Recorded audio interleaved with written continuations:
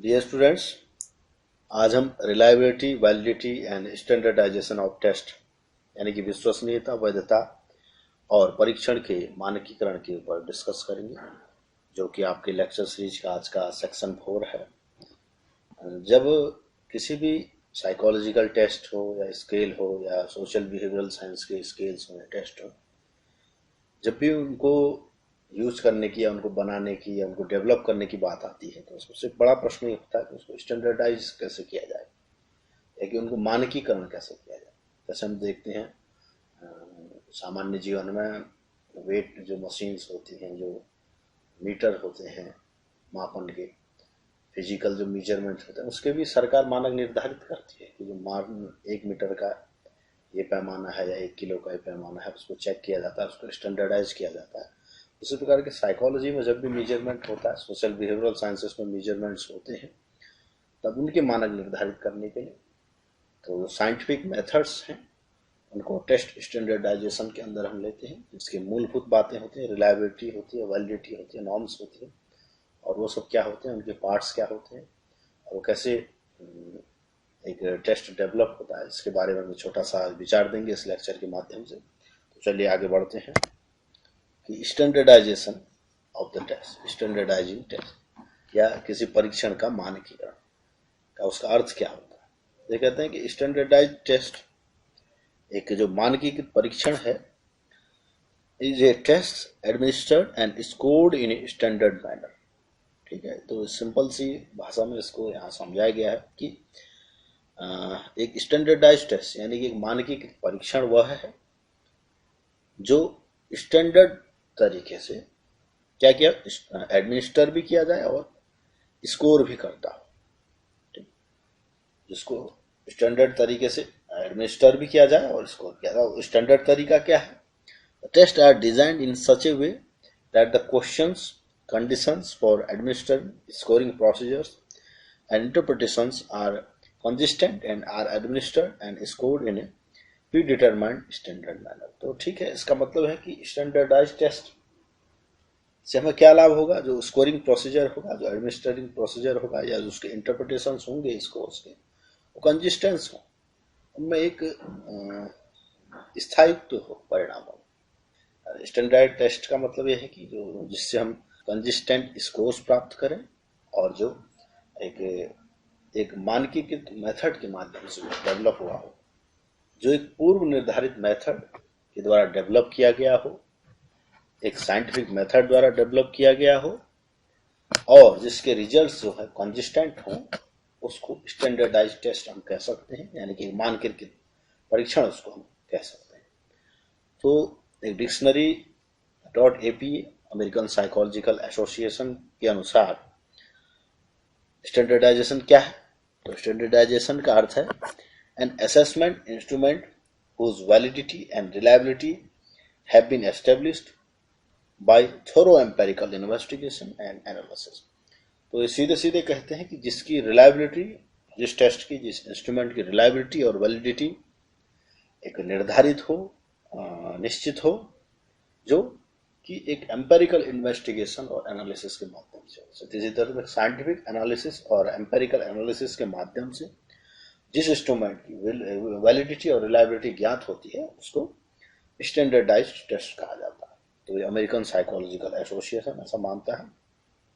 तो it has clearly defined norms, इसके norms हो, क्लियर डिफाइंड नॉर्म्स हो, कि लेबल्स डिफाइंड हो कि इस लेवल, हाई लेवल क्या है, मिड लेवल क्या है, लोअर लेवल्स क्या है, उस टेस्ट के जो स्कोर्स हैं, किसी व्यक्ति का जो स्कोर्स प्राप्त हुआ उसके हायर एंड में होने का क्या मतलब है, मिड एंड में होने का क्या मतलब है, लोअर एंड में होने का क्या मतलब है स्कोर्स, तो उसको नॉर्म्स कहते हैं। तो such that persons scores in is an indication of how well he or she did in comparison to a large group of individuals representative of the population for which the test is intended।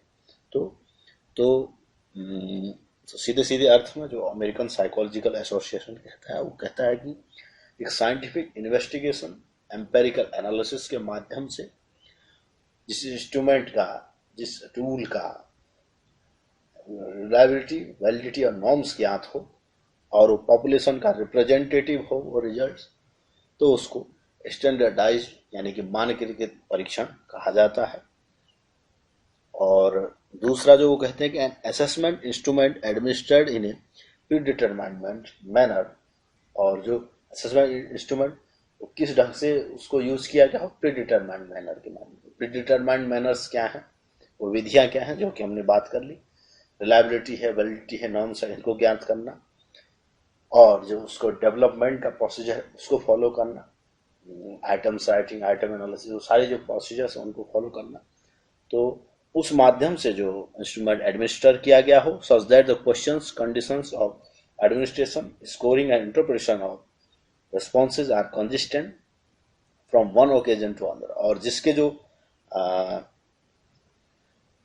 Administration की बात हो और scoring की बात हो, interpretation की बात हो, वह कंसिस्टेंट हो, चाहे किसी भी ओकेजन में, किसी भी व्यक्ति में, किसी भी परिस्थिति में उसको यूज हम करें, तो रिजल्ट्स में कंसिस्टेंसी होनी चाहिए, एक स्थिरता होनी चाहिए, विश्वसनीयता होनी चाहिए उसके रिजल्ट्स में, उसमें सब्जेक्टिव प्रभाव ना आए, ऑब्जेक्टिविटी हो, साइंटिफिकनेस हो, तो उसको हम स्टैंडर्डाइज और मानकीकृत परीक्षण को कह सकते हैं। तो अगर उसको और दूसरी भाषा में बात करें तो a test administered to a group of subjects under exactly the same experimental conditions and scored in exactly the same way. Standardized tests are used in psychology as well as in everyday life to measure intelligence, aptitude, achievement, personality, attitudes, and interests. Standardized tests are used to produce norms. ठीक है, जैसे हमने पहले बात की कि standardise test के score में कंसिस्टेंसी होनी चाहिए, जो ये कहते हैं psychology.jrank जो है वो कहते हैं कि कंसिस्टेंसी हो, जो पूर्व बात है, कंसिस्टेंसी होनी चाहिए, और एलिमिनेशन ऑफ द बायसेस हो, इस तरीके से उसको स्टैंडर्डाइज किया गया हो कि बायसनेस ना आए, और नॉर्म्स उसमें प्रोड्यूस हो, स्टैटिस्टिकल स्टैंडर्ड्स हो, जिसकी बात कहते हैं नॉर्म्स का होना, और that provide a basis for comparisons among individuals members of the group of subjects. Test must be standardized, reliable, reliability हो, give consistent result, और valid हो, reproducible हो। उसका क्या अर्थ है? रिलायबल हो, उसका मतलब है कि जो हमारे स्कोर्स हैं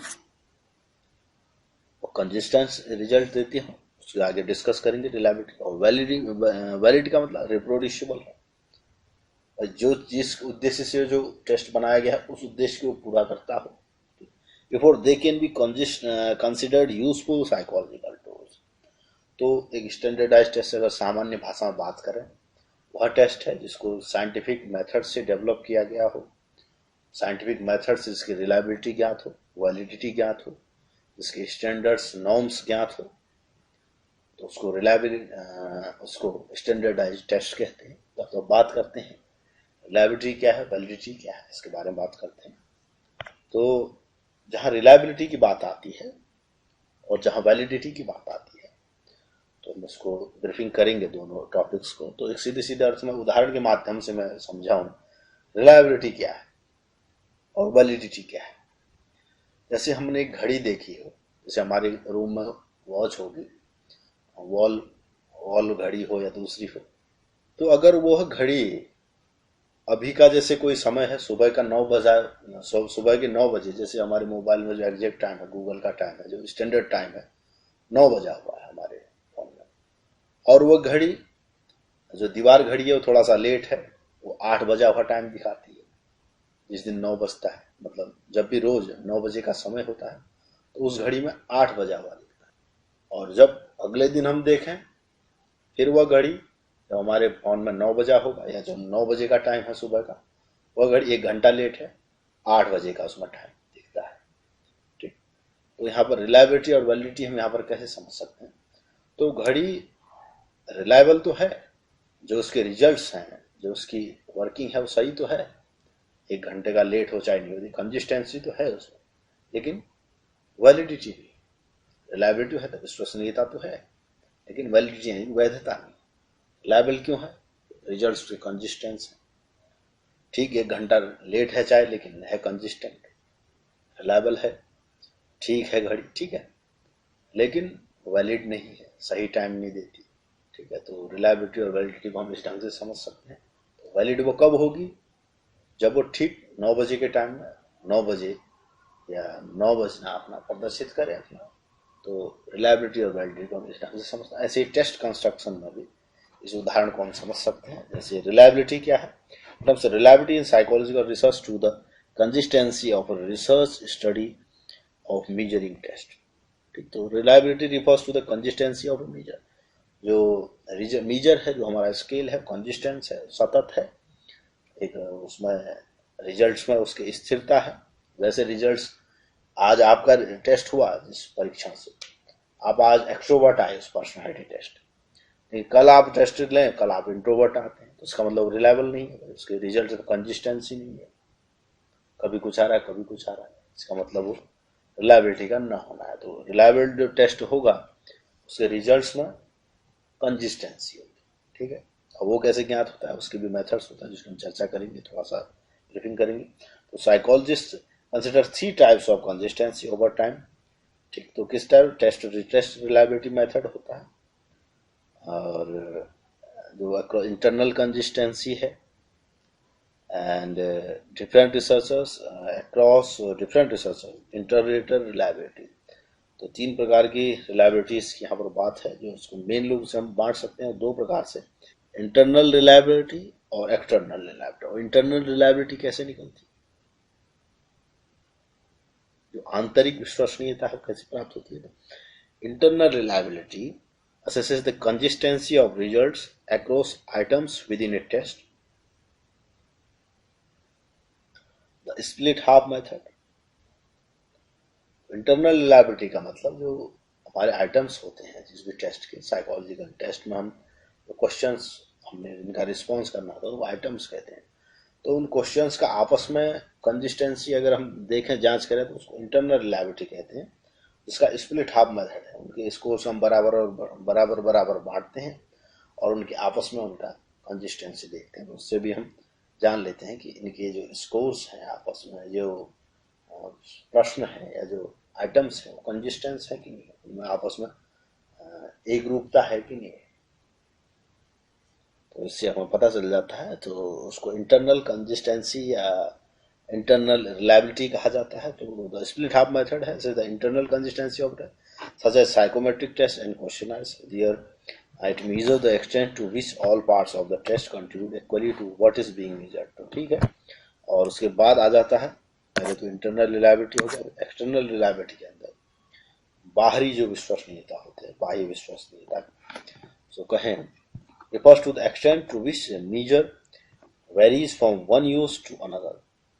उसके 2 मेथड्स यहाँ पर हैं जो हम रिलायबिलिटी में पढ़ते हैं। उसमें पहला है टेस्ट रीटेस्ट मेथड, एक बार टेस्ट को कर लेना, उसके फिर कुछ समय बाद हम रिलायबिलिटी कैसे जानेंगे कि ये स्कोर एक जैसे परिणाम दे रहा है। किसी लंबाई के पैमाने की बात करें, आपकी लंबाई आज 5-6 इंच आई, ठीक, आप 10 दिन बाद उसी स्केल से नापें तो लंबाई उतनी आनी चाहिए।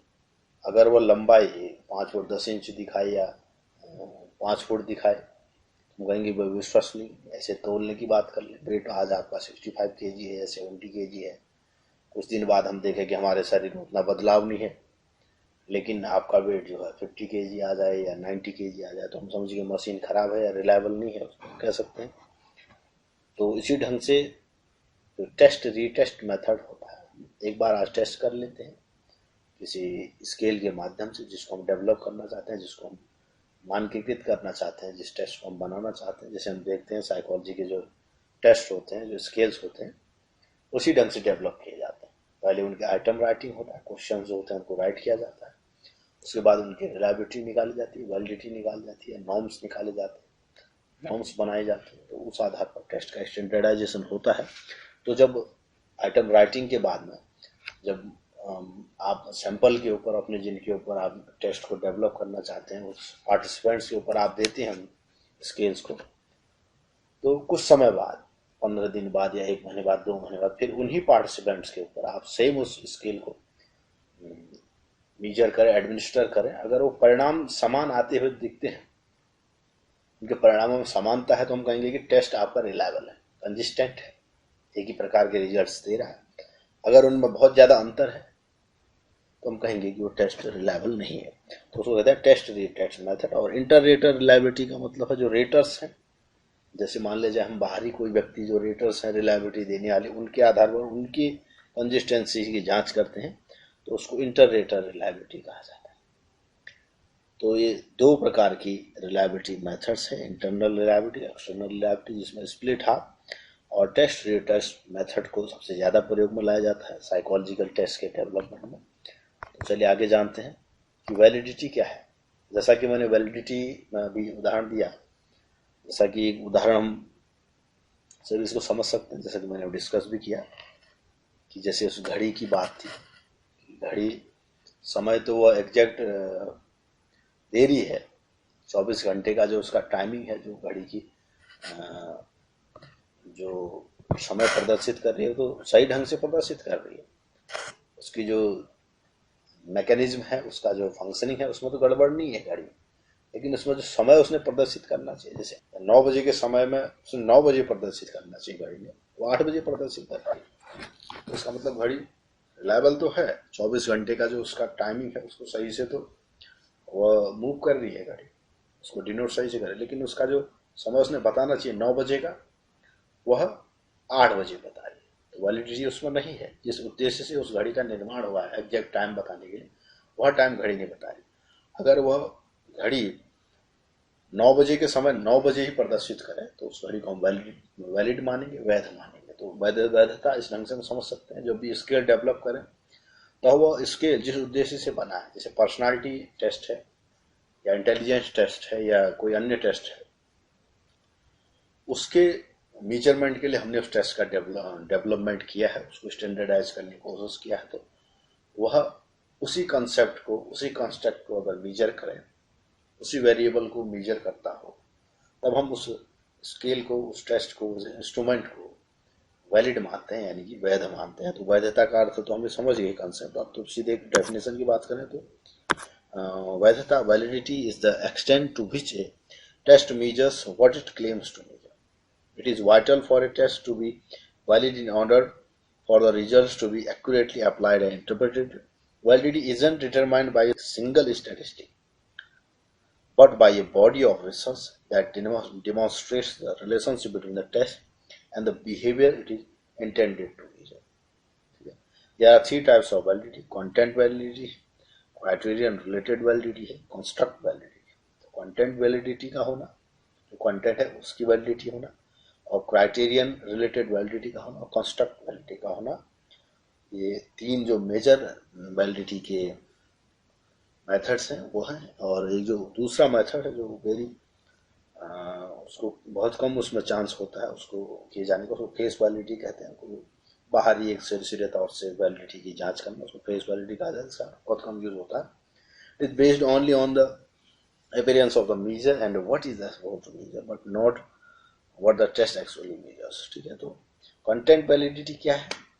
तो content when a test, validity का कॉन्सेप्ट हम समझ गए, जिस चीज को सपोज, जिस मेजर को, जिस कंस्ट्रक्ट को, जिस वेरिएबल को मेजर करने के लिए हम टेस्ट बना रहे हैं, अगर वह उसी वैल्यू को, उसी कॉन्सेप्ट को, उसी कंस्ट्रक्ट को मेजर करता है तो हमारा टेस्ट वैलिड माना जाता है। तो उसके जो तीन प्रकार हैं उसमें है कंटेंट वैलिडिटी। कंटेंट वैलिडिटी क्या है? When a test has content validity, the items on the test represent the entire range of the possible items the test should cover. Individual test questions may be drawn from a large pool of items that cover a broad range of topics. तो validity का मतलब है कि जो विस्तृत रूप से हम उन आइटम्स को लें जो उस पूरे ही उसको कवर करता हो हमारे कॉन्सेप्ट।